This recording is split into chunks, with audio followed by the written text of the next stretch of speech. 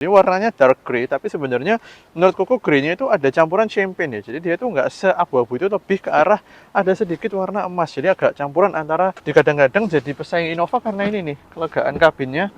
Tuh, bisa sampai sini, ini masih oke.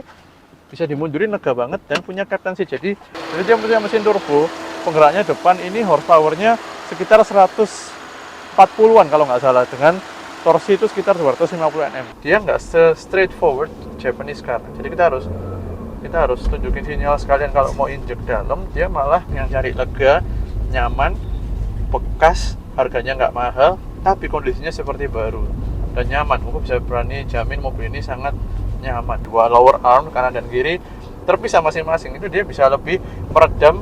Halo Sobat Koko Mobil, welcome back to Surabaya Series. Kembali lagi dengan Koko, Timothy Rubino. First time hari ini kita bakalan bakalan ceritain nih Wuling Cortez tapi yang versi turbo. Aku belum pernah, terakhir dapet yang 1800. Nah hari ini aku penasaran banget, ikutin aja videonya. Koko akan ceritain lengkap seputar Wuling Cortez turbo ini.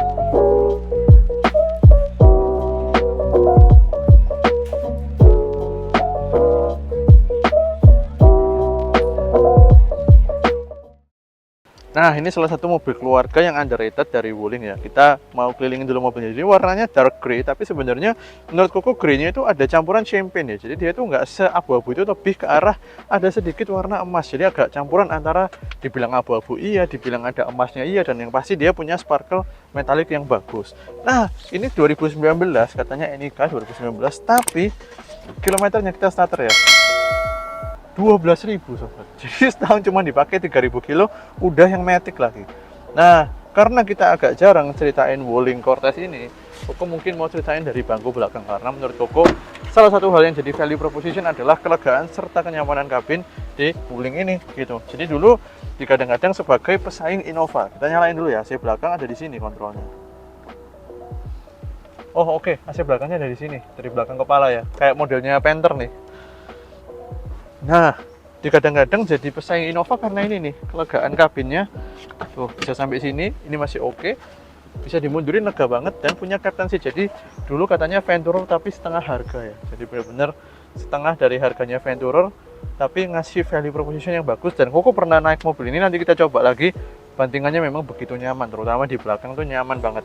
Serta bahkan dibanding Innova itu bangku belakangnya dia itu bahkan lebih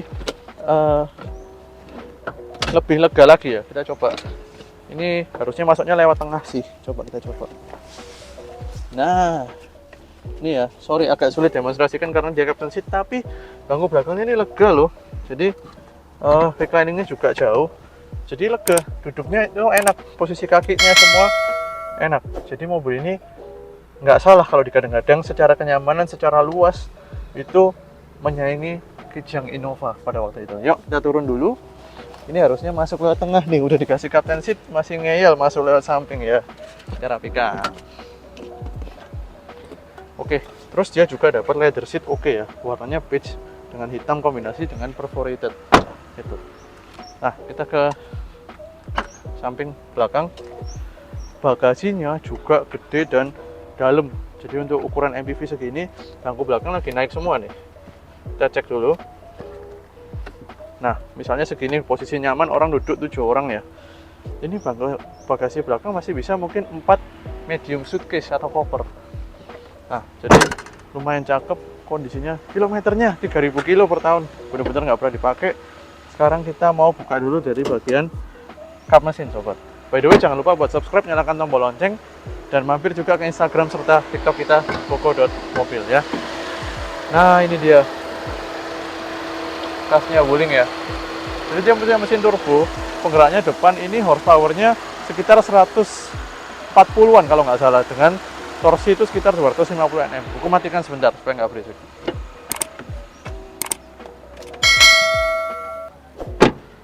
Nah, ini mesin sebenarnya juga awet ya, jadi ada sedikit 1-2 kasus tuh drivetrain ini ada CVT-nya rusak atau apa, tapi sangat jarang sebenarnya dibanding jumlah mobil yang laku. Dan mungkin banyak yang expose itu menurut Koko ya, karena ya ini mobil Cina dijelek-jelekkan, dan juga mungkin bisa juga dari, kita nggak tahu dari pesaing atau gimana, bukan dari brandnya tapi dari pelaku penjualnya barangkali, Koko nggak tahu. Tapi yang pasti mobil ini menurut Koko ya cukup awet dan cukup enak. Ketika dibutuhkan turbonya itu ketika masuk spooling juga oke banget buat nyalip. Itu di Wuling Almas. Nah, di mobil ini seharusnya sih menurut Koko sih lebih ringan sedikit ya bobotnya. Jadi kita akan coba apakah lebih enak, apakah lebih kenceng di mobil ini. Dan ngomong ini nih, baut kap mesin, kemudian rangka-rangka depan semuanya kondisinya bener-bener cakep, bahkan sampai peredamnya cakep. Mobil ini cuma perlu detailing aja, nanti gampang di quickline.id. Car Care Solution nomor 1 di Surabaya, Sidoarjo, dan Gresik. Dan kita juga udah buka sekarang di Gading Serpong, melayani home service serta di workshop juga. Oke, kita lanjut, kita mau tes jalan mobil ini. Gimana rasanya pakai jalan?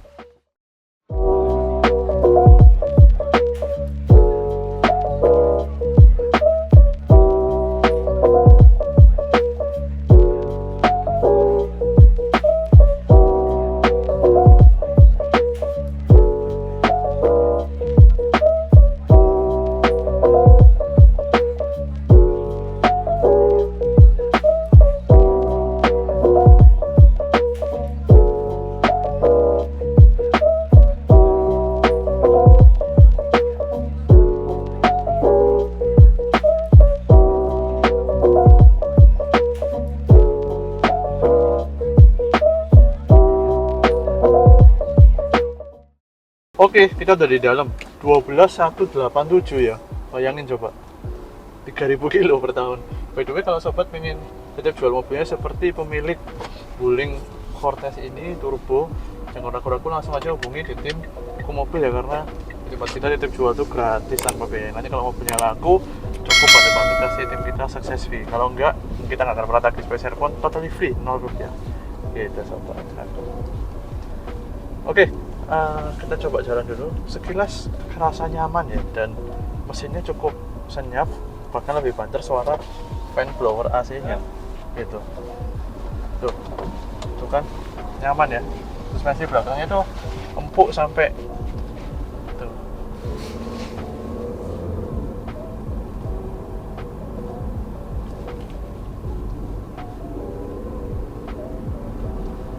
Kalau turbonya masuk, gini, di Wuling itu kita harus sedikit menyesuaikan kaki kita ya, jadi kita harus sedikit pinter memodulasi throttle settingnya. Di kaki kita throttle itu kan pedal gas, itu throttle pedal ya, kita mesti pinter-pinter modulasi, jadi dia nggak straightforward Japanese car. Jadi kita harus tunjukin sinyal sekalian. Kalau mau injek dalam, dia malah kadang-kadang kerasanya RPM turun. Sebenarnya itu adalah sistem mekanisme lock up dari CVT-nya. Supaya apa sih kok? Ketika dia lock up, dia itu berharap torsi yang dikeluarkan cukup besar dari turbo itu akan tersalur dengan efisien dan efektif. Nih, kayak kita injek malah dia nguji di 1500, kita injek lagi dalam, nah baru dia ngangkat. Nah, tapi kalau kita pingin sebenarnya lebih direct lagi, kita pindah aja transmisinya ke S atau ke mode manual, itu sekalian ke mode manual ya. Ini kita masukin di S ya. Nah, ini dia jauh lebih direct ya. Tuh RPM-nya langsung dia naik ke RPM yang lebih tinggi gitu. Tuh, suspensi belakangnya tuh empuk banget diajar speed bump ya. Tapi ini mobil emang apa ya, kilometernya rendah dan kaki-kakinya masih sebagus itu, nggak ada bunyi, interiornya sempurna kondisinya.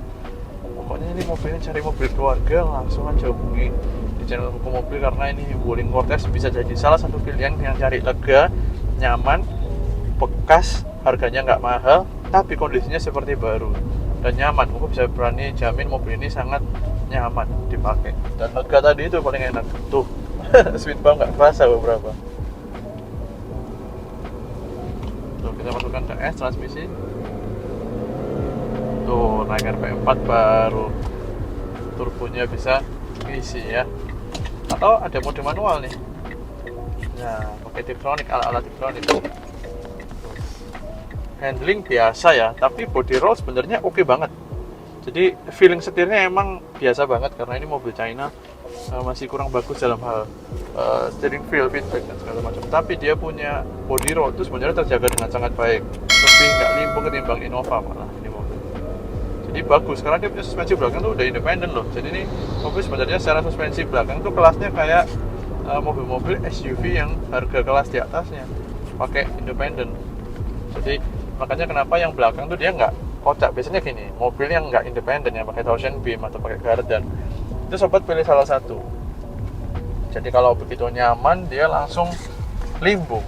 Tapi kalau dia agak keras langsung kerasa, memang handlingnya bagus tapi kerasa agak jitter. Jitter tuh apa ya? Kayak loncat-loncat di belakang tuh kayak kurang smooth gitu kalau dipakai nyetir di jalan yang bergelombang. Nah, kalau sudah pakai independent suspension, mungkin di sini sistemnya multi-link ya, ada dua lower arm kanan dan kiri terpisah masing-masing. Itu dia bisa lebih meredam nyaman, maksudnya ya, meredam goncangan-goncangan gelombang di jalan tadi, tapi handlingnya tetap nggak se-body roll kalau level empuknya sama pakai yang non independent gitu. Mungkin agak bingung ya penjelasannya. Jadi intinya kompromi yang diberikan oleh suspensi belakang independen itu jauh lebih baik. Jadi nggak selalu se-ekstrim itu trade off-nya gitu. Jadi masih bisa ambil level tengah-tengah, bisa empuk tapi bisa stabil at the same time. Itu kesimpulannya. Dan itu ada di Wuling Cortez Turbo ini. Jadi kalau sobat suka dengan konten kita, jangan lupa sekali lagi buat subscribe, nyalakan tombol lonceng. Dan ini mobil dijual, harganya berapa kok? Cek aja di kolom deskripsi. Posisi lokasi di Surabaya, bisa lihat secara fisik, lihat secara video call dari luar kota, kita juga siap temenin. Itu aja, see you next time di Wuling MPV, Wuling Cortez menarik lainnya. Bye bye.